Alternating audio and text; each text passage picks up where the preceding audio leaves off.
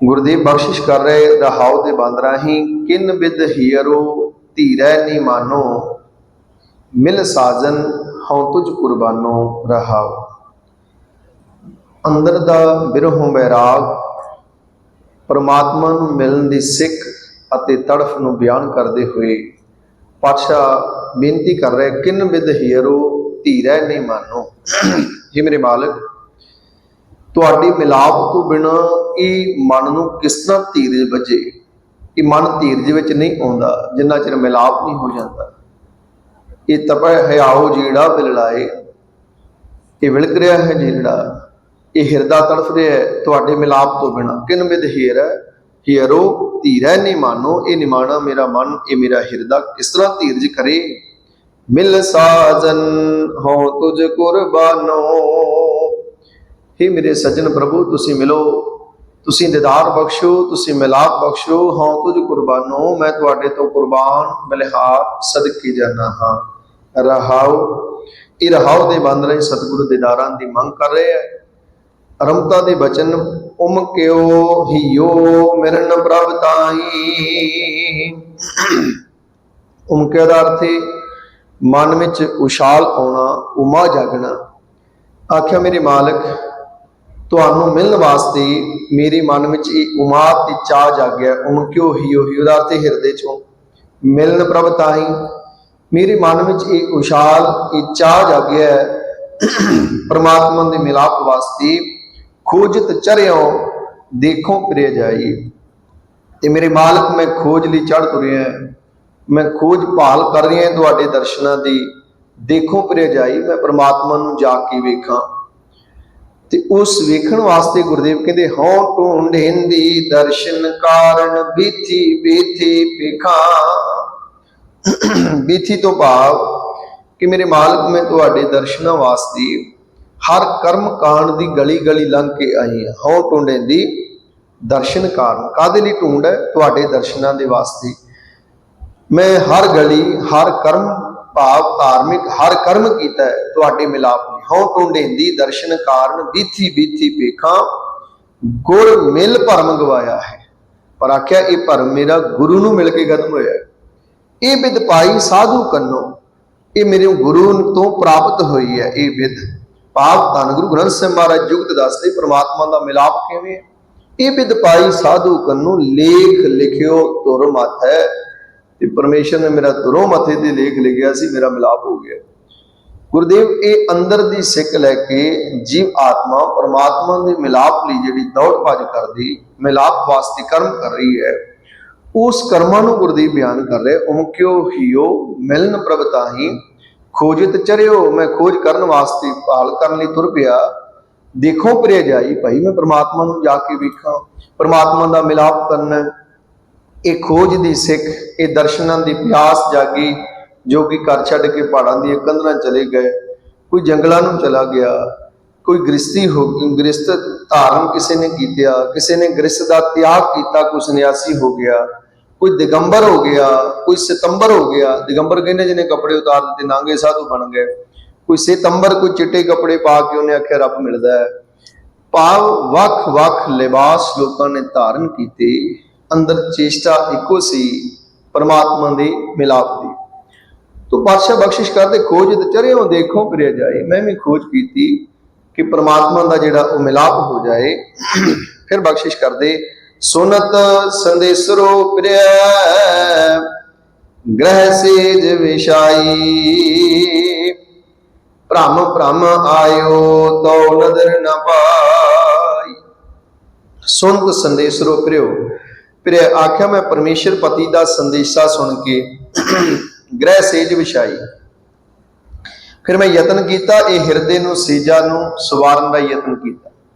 मैं हिरदे दे सेज विछा दी जिथे परमेश्वर पति ने आके बैठना। पहला तो मैं बाहर भटकदी सां, पर जदों सुनत संदेसरो मैनूं परमेश्वर का संदेशा मिलिया, भाई उहदा मिलाप करना है, उहदे दीदार करने है, ते भाई बाहर दी भाल छड्ड, अपने हिरदे घर दी सेजा नूं सवारना कर। सुनत संदेसरो प्रिय, मैं परमेश्वर पति का संदेशा सुन के ग्रह सेज विछाई, मैं हिरदे घर की यह सेजा विछा दी। ਭ੍ਰਮ ਭ੍ਰਮ ਆਇਓ ਤਉ ਨਦਰ ਨ ਪਾਈ। ਬਾਹਰ ਤੇ ਮੈਂ ਬਹੁਤ ਭਰਮਿਆ, ਮੈਨੂੰ ਪਰਮੇਸ਼ਰ ਕਿਤੇ ਨਜ਼ਰ ਨਾ ਆਇਆ। ਇਹਦਾ ਇਹ ਭਾਵ ਨਹੀਂ ਪਰਮਾਤਮਾ ਬਾਹਰ ਨਹੀਂ ਹੈ। ਵੇਖੋ ਜੋਤ ਉਹਦੀ ਜਰੇ ਜਰੇ ਅੰਦਰ ਹੈ, ਉਹ ਘਟ ਘਟ ਵਿੱਚ ਰਮਿਆ ਹੈ। ਪਰ ਗੁਰਮਤਿ ਨੇ ਆਖਿਆ ਉਹਦਾ ਮਿਲਾਪ ਤੈਨੂੰ ਅੰਤਰ ਆਤਮੇ ਹੋਣਾ ਹੈ, ਉਹਦਾ ਵਾਸਾ ਤੇਰੇ ਘਰ ਵਿੱਚ ਹੈ। ਠੀਕ ਹੈ, ਮੁਬਾਰਕ ਰੱਬ ਸਾਰੇ ਥਾਂ ਹੈ। ਉਹ ਸਗਲ ਬਨਸਪਤ ਮੈਂ ਬੈ ਸੰਤਨ, ਸਗਲ ਦੂਧ ਮੈਂ ਕੀਆ, ਊਚ ਨੀਚ ਮੈਂ ਜੋਤ ਸਮਾਣੀ, ਘਟ ਘਟ ਮਾਧੋ ਜੀਆਂ। ਜਿਵੇਂ ਹਰ ਲੱਕੜੀ ਵਿੱਚ ਅੱਗ ਹੈ, ਜਿੰਨੀ ਵੀ ਬਨਸਪਤੀ ਉਹਦੇ ਵਿੱਚ ਅੱਗ ਹੈ, ਹਰ ਘਿਓ ਵਿੱਚ ਦੁੱਧ ਹੈ, ਪਰ ਜੁਗਤ ਰਾਹੀਂ ਪ੍ਰਗਟ ਹੁੰਦਾ ਹੈ। ਇਸੇ ਤਰ੍ਹਾਂ ਊਚ ਨੀਚ ਮੈਂ ਜੋਤ ਸਮਾਣੀ, ਉੱਚੇ ਵਿੱਚ ਨੀਵੇਂ ਵਿੱਚ ਪਰਮਾਤਮਾ ਕਾਲ ਪੁਰਖ ਵਾਹਿਗੁਰੂ ਜੀ ਦੀ ਜੋਤ ਬਰਾਬਰ ਹੈ। ਘਟ ਘਟ ਮਾਧੋ ਜੀਆਂ, ਹਰੇਕ ਘਟ ਵਿੱਚ ਵਸਦਾ ਹੈ, ਪਰ ਉਹਦੀ ਲਖਤਾ, ਉਹਦਾ ਬੋਧ, ਉਹਦਾ ਗਿਆਨ, ਉਹਦੀ ਆਤਮਿਕ ਸੂਝ, ਪਾਤਸ਼ਾਹ ਕਹਿੰਦੇ ਉਹਦੀ ਲਖਤਾ ਪਹਿਲਾਂ ਅੰਦਰੋਂ ਹੋਏਗੀ। ਜਿਸ ਦਿਨ ਉਹ ਅੰਦਰ ਦਿਸ ਪਏਗਾ, ਫਿਰ ਬਾਹਰ ਭੀਤਰ ਏਕੋ ਜਾਨੋ, ਇਹ ਗੁਰ ਗਿਆਨ ਬਤਾਈ। ਇਹ ਗੁਰੂ का ज्ञान ही गल दसता है। जिस दिन गुरु के ज्ञान द्वारा उसकी लगता हो जाएगी ना, फिर बाहर भीतर एको जानो, फिर हर पासे एक जान लेगा। एक गुर ज्ञान बताई जन नानक बिन आपा चीनै, मिटै ना भ्रम की काई। जिन्ना चिर अपने आप को नहीं चीनेगा, चीने का अर्थ अपने आप को जानना। गुरुदेव पातशाह ये बिहार की बोली है चीनना, क्योंकि कोई बिहारी मिले वो कहेगा मैं आपको नहीं चीनता, भाव मैं तुहानू नहीं जानता, नहीं पछाणदा। पातशाह कहते जन नानक बिन आपा चीने, जिन्ना चिर अपने आपे नूं तू नहीं जानदा। असीं अपने आपे नूं नहीं जानते, असीं कौन हाँ, असीं कौन हाँ? असीं जीव आत्मा परमात्मा दी अंश हाँ।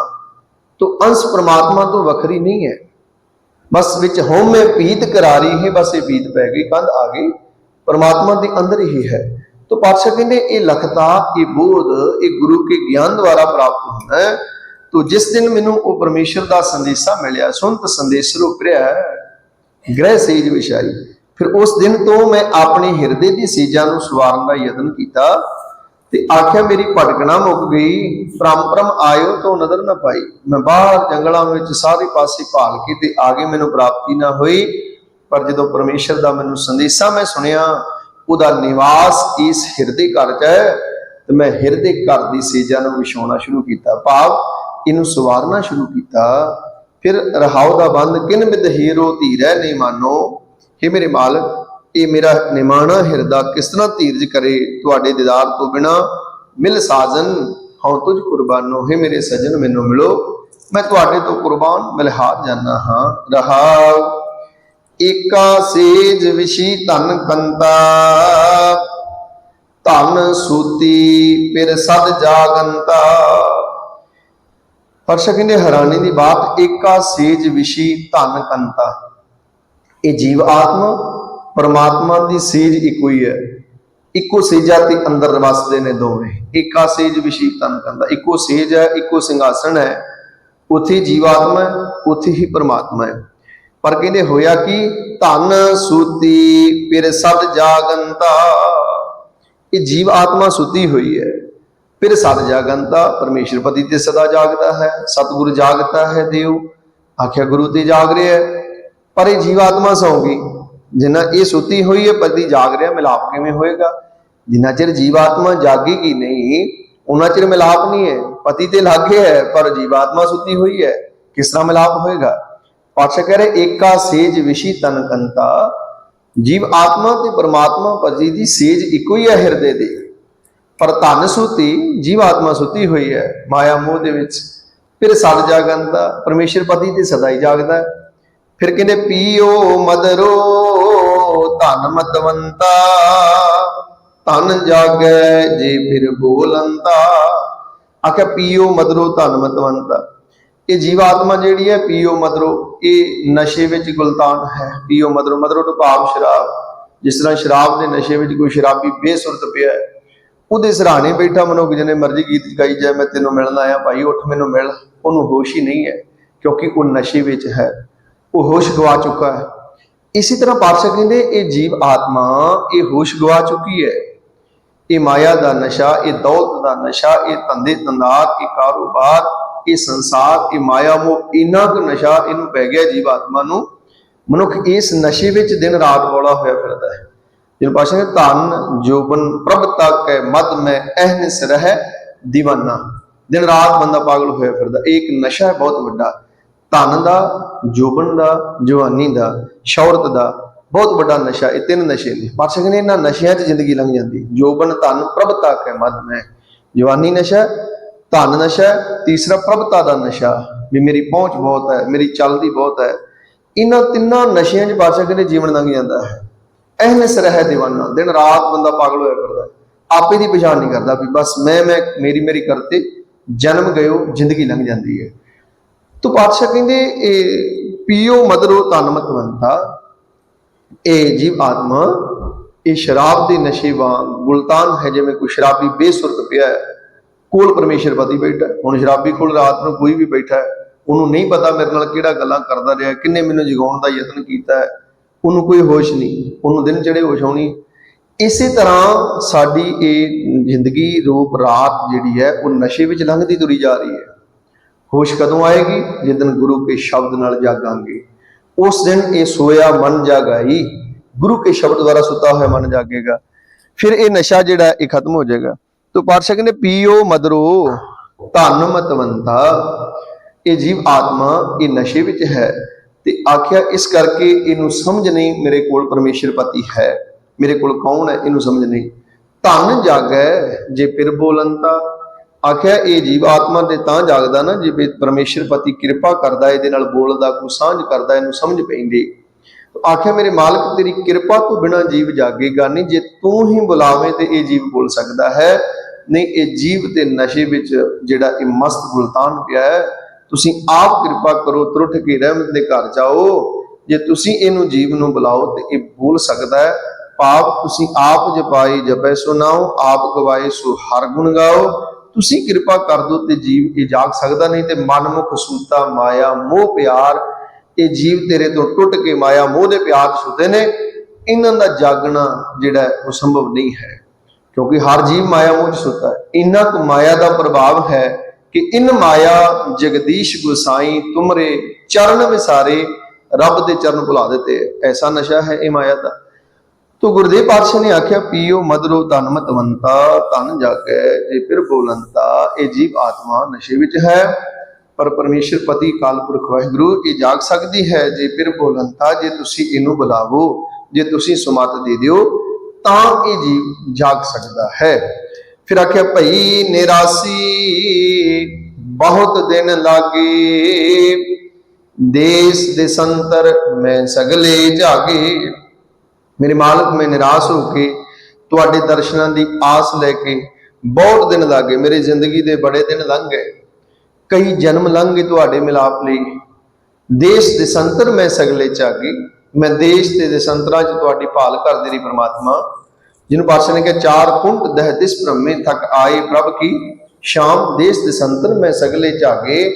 ਪਾਤਸ਼ਾਹ ਮੈਂ ਦੇਸ਼ਾਂ ਤੇ ਦੇਸੰਤਰਾਂ ਦੇ ਗੇੜੇ ਲਾਏ, ਮੈਂ ਹਰ ਦੇਸ਼ ਦੇ ਅੰਦਰ ਭਾਵ ਵੱਖ-ਵੱਖ ਜਨਮ ਲੈ ਕਰਕੇ ਮੈਂ ਜੀਵਨ ਧਾਰਨ ਕਰਦਾ ਰਿਹਾ, ਪਰ ਤੁਹਾਡਾ ਮਿਲਾਪ ਨਾ ਹੋਇਆ। ਸਿੱਖ ਤੇ ਇੱਕੋ ਸੀ ਨਾ ਪਰਮਾਤਮਾ ਦੇ ਮਿਲਾਪ ਦੀ।